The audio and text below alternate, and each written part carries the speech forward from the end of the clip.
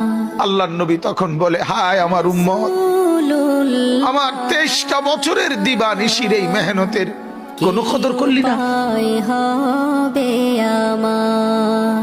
23 বছরের আমার এত কষ্টের কোনো কদর হলো না। হাসরের ময়দানে নবী, দোস্ত শুনেন, হাসরের ময়দানে আল্লাহর নবী তার পিঠ দেখাবে, পিঠ, নবী তার পিঠ দেখাবে, পিঠ দেখায়া বলবে, উম্মত দেখ আমার পিঠ চালনির মতো ছিদ্র ছিদ্র করে ফেলছি। তায়েফের বাচ্চারা যখন আমার পাথর মারছে, ওই পাথরের আঘাত সইতে গিয়ে। সেদিন দেখবেন, পথের ধুলি, সেদিন বুঝবা যুবক, নওজোয়ান, তোমার জন্য কাদার কেউ নাই, তোমাদের জন্য ভাবার কেউ নাই। মা বাপ ছেড়ে দিছে তোমারে, যা বাবা নষ্ট হয়ে যা।